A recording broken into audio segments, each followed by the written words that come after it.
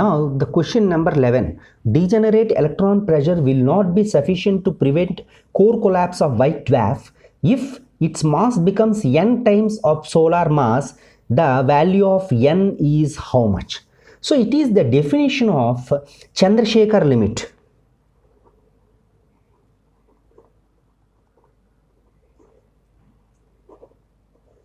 Chandrasekhar limit of stars. So here the degenerate electron pressure will not be sufficient to prevent core collapse of white dwarf if its mass becomes n times. N times means what is that here? 1.4 times of solar mass. So that means n is nothing but 1.4. So the option is D correct.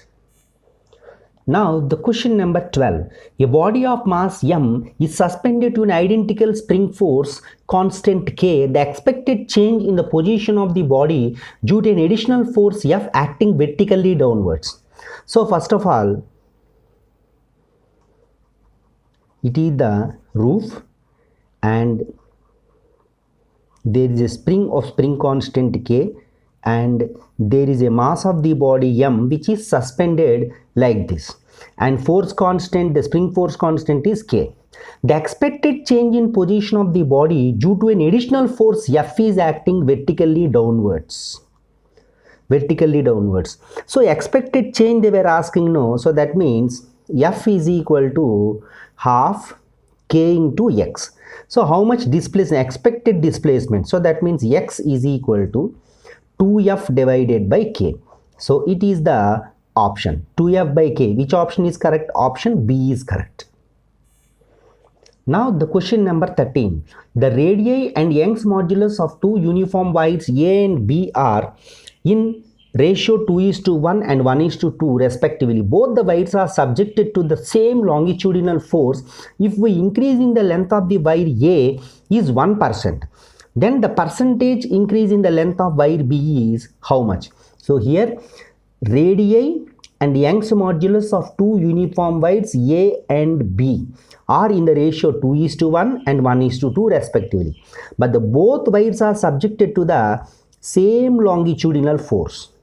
If we increase in the length of the void is 1% and the percentage increase in the length of the void B is how much? So first of all, given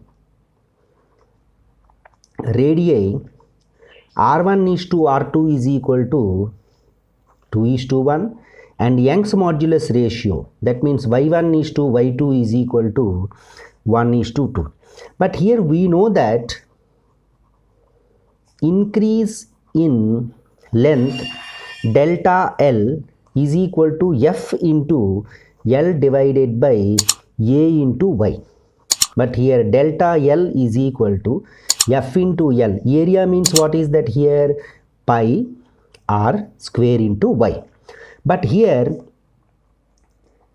percentage increase in length, that is delta X is equal to delta L by L into 100 is equal to F divided by pi R square into Y. But here one thing remember, that is same longitudinal force is applied. Then what happens in this case? That is here delta X. So that means delta X1 divided by delta X2 is equal to R and Y are given. So that means R2 divided by R1 whole square and Y2 divided by Y1. So R2 divided by R1 means what is that? 1 by 2 whole square, and this is 2 by 1. So 1 by 4 into 2 by 1 is equal to 1 by 2, and here this is 1 by 2 is nothing but here delta X2 is equal to 2%. So that means how much percent increase here? 2% increase. That option is C. Now the question number 14. The heat evolved for the rise of water when one end of the capillary tube of radius r is immersed vertically into the water is. So assume surface tension is T and density of water is rho. So here heat evolved for the rise of water when one end of the capillary tube is immersed vertically into the water. So here capillary tube. So heat evolved. That means heat evolved, Q is equal to work done minus potential energy. So first of all, water level in capillary tube raised, that is H is equal to 2 into surface tension divided by rho into G into R. But here energy, that is potential, water level raised means potential energy occurs. So potential energy U is equal to M into G into H divided by 2. So it is raised to some particular height, that I will take like this. Instead of H, I will substitute 2T by rho G R. So now I am substituting here mgh, no? So what is m here? Area into height, that means volume, into density, into G into H divided by 2. Then what happens here? Area means pi r square into H into H square, here rho into G into H square divided by 2. Now instead of H, I will substitute, instead of H I am substituting the value here, is equal to pi r square into rho into G divided by 2 times 2T divided by rho G R whole square. So now here pi r square into rho into G divided by 2 into 4T square divided by rho square G square R square. So here R square cancel. So the remaining one here 2 pi T square divided by rho into G. Now here W required, work done. Work done, W is equal to 2 pi R into surface tension into height. So now again substituting here 2 pi R T into H means 2T divided by rho G R. Here R cancel. So the remaining here 4 pi T square divided by rho into G. But which one we want to calculate here? Heat evolved. That means this equation. That means Q is equal to W minus U. So W means what is that here? 4 pi T square divided by rho G minus U means 2 pi T square divided by rho G. So subtraction of that 2 pi T square divided by rho G. So which option is correct here? Option C is correct. Now the question number 15. An iron sphere of mass 20 into 10 to the power of minus 3 kg falls through a viscous liquid with terminal velocity 0.5 meters per second. The terminal velocity of another iron sphere of mass 54 into 10 to the power of minus 2 kilograms is how much? So here we know that first of all the given m1 is equal to 20 into 10 to the power of minus 3 kg and terminal velocity, so that means Vt is equal to 0.5 meters per second. But here another mass also given, that is m2 is equal to 54 into 10 to the power of minus 2 kg, and here calculate terminal velocity of the second body. But here a terminal velocity of the first sphere. This is iron sphere.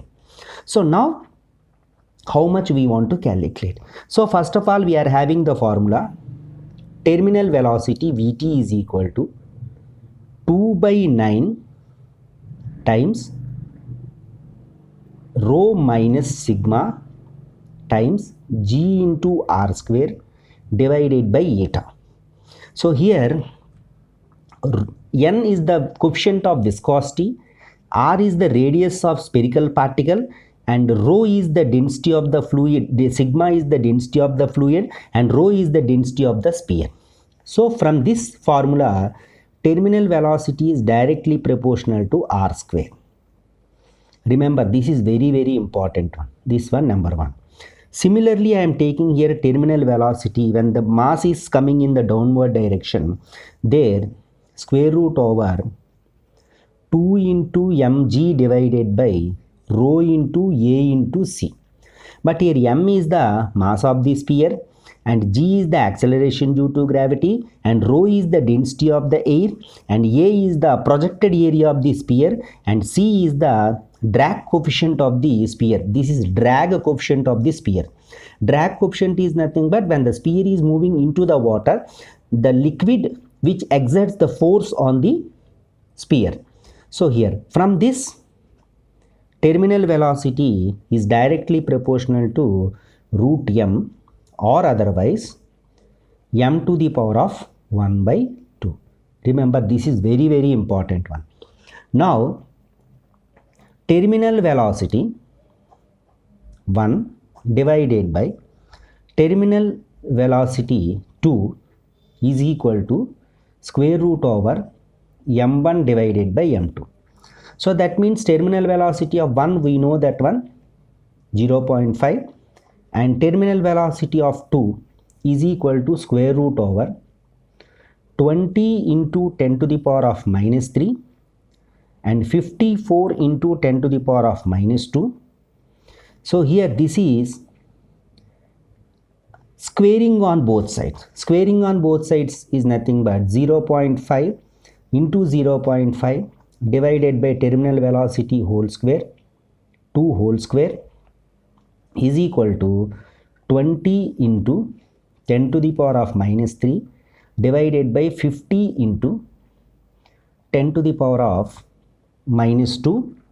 And now simplification. So terminal velocity, that means Vt2 whole square is equal to 0.5 into 0.5, 0.25 into 54 into 10 to the power of minus 2 divided by 20 into 10 to the power of minus 3. Now here terminal velocity 2 whole square is equal to, on simplification of this one, 0.65 into 10. So here square root over 6.25 is equal to 2.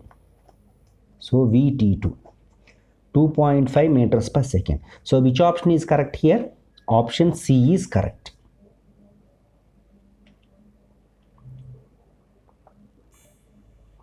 Now the question number 16. The relation between coefficient of real expansion and coefficient of apparent expansion and of the liquid and the coefficient of linear expansion of the material of the container is how much? So first of all, coefficient of real expansion, that is equal to gamma r. Coefficient of apparent expansion, that is gamma a. Coefficient of linear expansion of vessel, that is gamma. Linear expansion is given alpha g. Expansion of vessel, I will take v here. But we know the relation. Which relation? That one, coefficient of real expansion is equal to coefficient of apparent expansion plus coefficient of expansion of vessel. This is nothing but container. So here expansion of vessel is equal to 3 times linear expansion of glass or the vessel. So that means I am substituting here coefficient of real expansion is equal to coefficient of apparent expansion plus 3 times alpha times g. So here coefficient of real expansion is equal to coefficient of apparent expansion plus 3 times alpha into g. Now the option is C correct. Now the question number 17. The difference between volume and pressure coefficients of an ideal gas is how much? So first of all, I will take volume coefficient is equal to alpha. So volume coefficient is equal to alpha means initial temperature T is equal to 0 degrees centigrade, convert into Kelvin means 273 Kelvin. But in this case, that is very very important one here, volume coefficient of gas at pressure is constant. That everybody should learn this one, very important. Pressure is constant. So that means rise in temperature must be 1 degree centigrade only. So that means in this case volume changes. So that means V directly proportional to delta T. By increasing the temperature, volume changes, but pressure remains constant. So that means what happens here, alpha is equal to delta V by V is equal to delta T by T. So here volume, volume, that is change in volume. But here temperature is very important one. So that means what happens in this case here, volume only changes, no, delta V by V. Alpha is equal to rise in temperature how much, 1 degree, divided by this temperature how much here, 0 degree centigrade, that is nothing but 273 per Kelvin.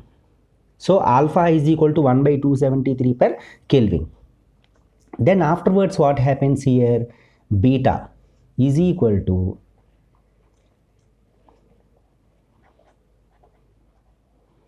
pressure coefficient.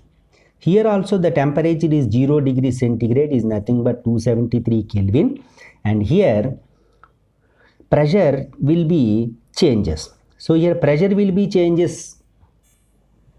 So here pressure changes. So here what happens here, volume remains constant. Volume remains constant and pressure changes. So then what happens here, delta T is equal to 1 degree centigrade and delta P changes. So that means beta is equal to delta P by P is equal to delta T by T. So here delta T already we know 1 and T is nothing but 273, so per Kelvin. But here what they asked here, difference between volume and pressure coefficients. So that means volume coefficient and pressure coefficient, no, volume coefficient alpha, pressure coefficient beta. So here 1 by 273 minus 1 by 273 per Kelvin. These two striking, then we are getting answer is 0. So which option is correct here? Option D is correct. Now the question number 18. The ratio of specific heats of gas is gamma. The change in internal energy of 1 mole of the gas when the volume changes from V to 2V at constant pressure is how much? So here what happens in this case? First of all, we will take given Cp divided by Cv is equal to gamma. So that means what happens in this case here, Cp is equal to gamma into Cv, or otherwise Cv is equal to Cp divided by gamma. So these are the clarity we should have to remember this one. Then afterwards we know the ideal gas, that is difference Cp minus Cv is equal to R. R is the universal gas constant. So instead of Cp I am substituting gamma Cv minus Cv is equal to R. Cv common, gamma minus 1 is equal to R, and Cv is equal to R divided by gamma minus 1. This is the equation number 1. This one should remember properly. But which one we want to calculate here? Change in internal energy of 1 mole of gas. So here change in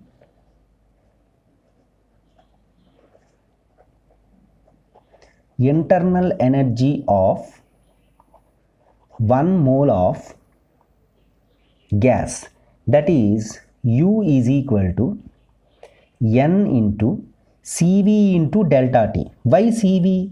Volume only changes from V to 2V. So that means here V1 is equal to V and V2 is equal to 2V. But it is at constant pressure. So that means pressure is constant. Remember, this is very, very important content. So then what happens here? U is equal to N into, what is CV here? R divided by gamma minus 1 into delta T. But according to the gas equation, PV is equal to nRT. But in this case, pressure is constant. So that's why P into delta V is equal to N into R into delta T. N into R into delta T. So that means what happens in this case here?